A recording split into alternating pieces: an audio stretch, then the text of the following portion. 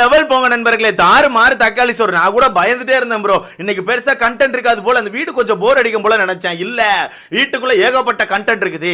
இன்னைக்கு பார்த்து ரசிக்கிறதுக்கு பல வகையான கண்டென்ட் வீட்டுக்குள்ள வச்சிருக்காங்க அப்படிங்கறத மூணாவது ப்ரோமோல காமிச்சிட்டாங்க. ஒரு தரமான ப்ரோமோ, இப்படி தரமான ப்ரோமோ. இந்த ரெண்டாவது ப்ரோமோ பார்த்துட்டே நான் வீட்டை விட்டு ஓடி இருந்திருக்கணும். நான் தேவையில்லாம மூணாவது ப்ரோமோ மாசா வரும், கண்டிப்பா வீட்டுக்குள்ள கண்டென்ட் இருக்கும்னு சொல்லிட்டு வீட்டுக்குள்ளே உட்கார்ந்துருந்தேன். ஏன் தப்பு, என்ன சொல்லணும், ஓகேவா?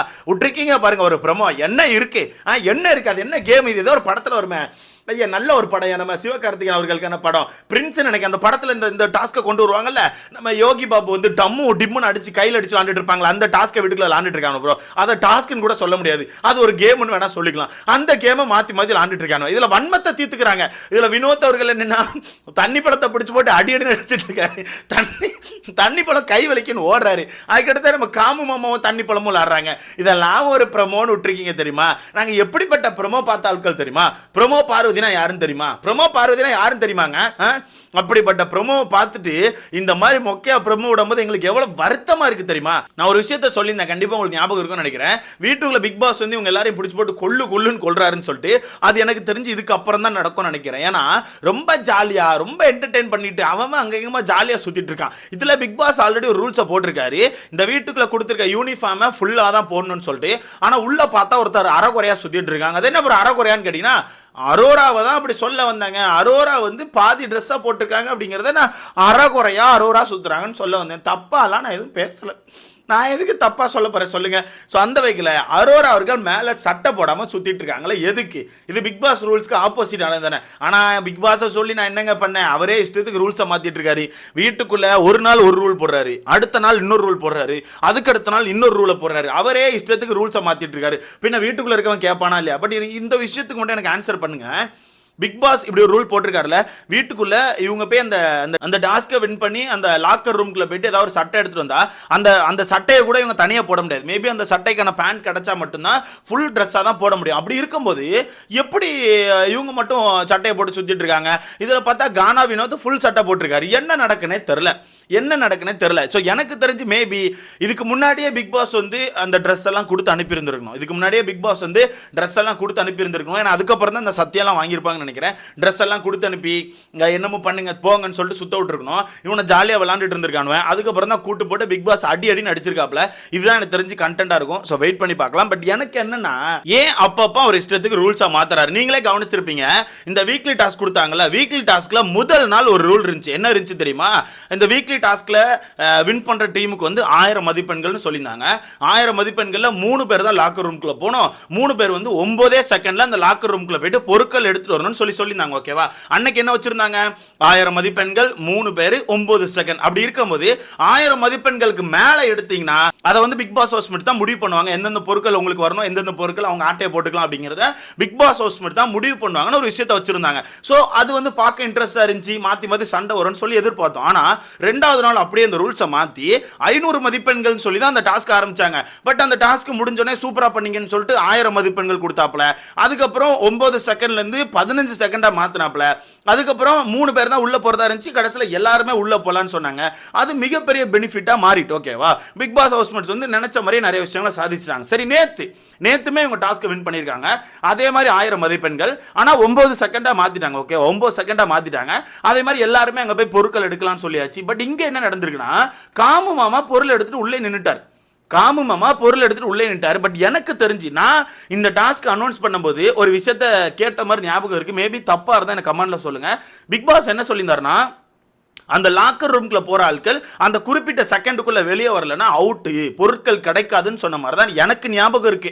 எனக்கு அப்படிதான் ஞாபகம் இருக்கு. அந்த குறிப்பிட்ட செகண்ட், நான் ஒரு செகண்ட்ஸ் அங்கே ஓடும், அந்த குறிப்பிட்ட செகண்ட்ஸ்குள்ள நீங்க பொருட்கள் எடுத்துட்டு வெளியே வரலன்னா நீங்க அவுட் அப்படின்ற மாதிரி தான் சொல்லியிருப்பாங்க. ஓகேவா?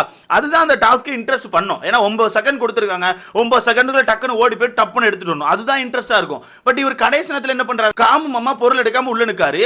டக்குன்னு என்ன பண்ணியாச்சு? காமு மாமா எடுத்த பொருளை மட்டும் உள்ள போட்டுருங்க, மீதி நீங்களா எடுத்து அந்த பொருளெல்லாம் வச்சுக்கோங்க அப்படிங்கிறாங்க. அப்ப இது என்ன ரூல்?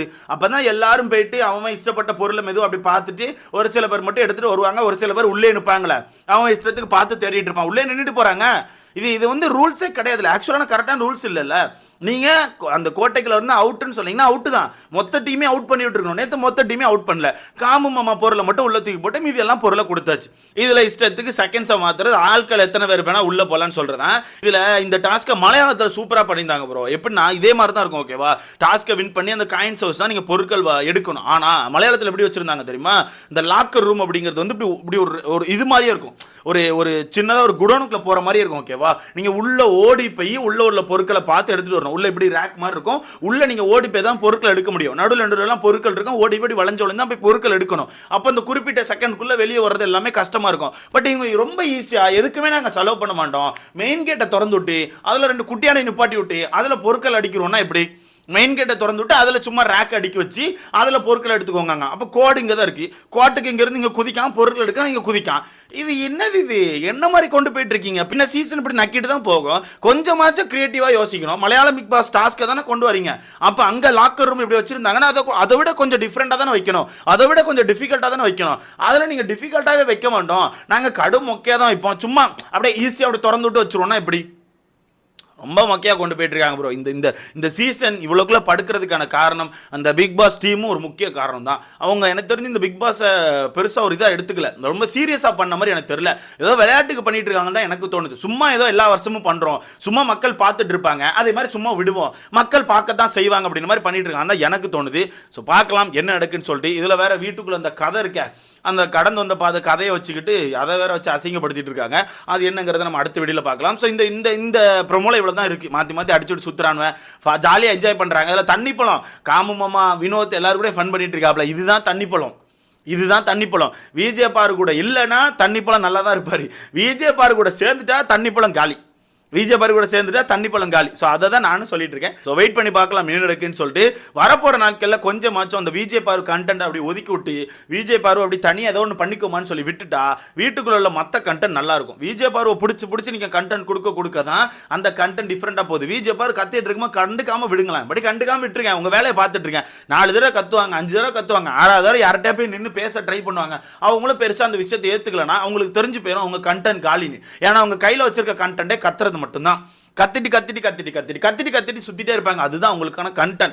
ஸோ அந்த வகையில் எனக்கு தெரிஞ்சு வரப்போகிற நாட்களில் ஒயில்ட் கார்டு இந்த விஷயத்தை பண்ணணும். ஒயில்ட் கார்டு இந்த விஷயத்தை அடித்து ஒரு மாதிரி இந்த கேமை மாற்றினா தான் நல்லா இருக்கும். ஸோ பார்க்கலாம் என்ன பண்ணுவாங்கன்னு சொல்லிட்டு. பட் ஒயில்ட் கார்டு மேலே ஒரு சில பேர் மேலே நம்பிக்கை இருக்குது, ஒரு சில பேர் வந்து ஆக்சுவலாக ஓப்பனாக நம்பிக்கை கொடுக்குறாங்க, கண்டிப்பாக சம்பவம் பண்ணுவோன்னு சொல்லிட்டு. ஸோ அந்த வகையில் எனக்கு தெரிஞ்சு வர்ற சண்டேக்கு அப்புறம் வீட்டில் நல்ல ஒரு அடி இருக்கும்னு நினைக்கிறேன். சண்டேக்கு அப்புறம் வீட்டுக்குள்ளே இறங்கி சம்பவம் செய்வாங்கன்னு நினைக்கிறேன். ஸோ பார்க்க தான் செய்யணும்.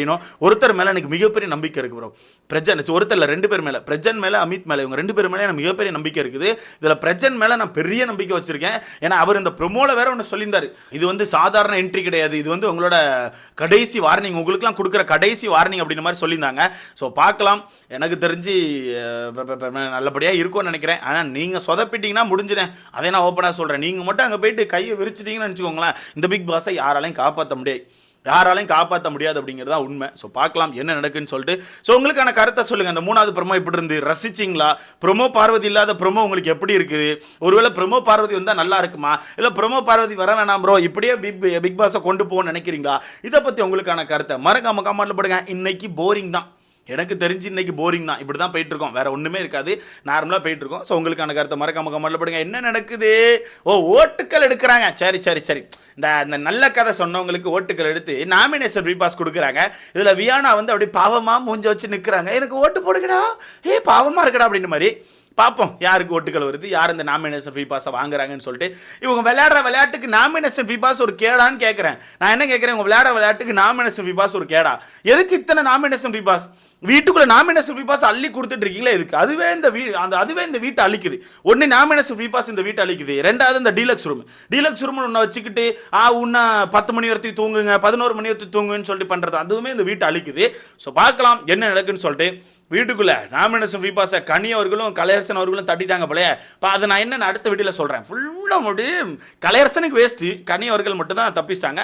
அடுத்த வீடியோவில் பார்க்கலாம். இதை பற்றி உங்களுக்கான கருத்தை மறக்காம கமெண்ட்ல போடுங்க.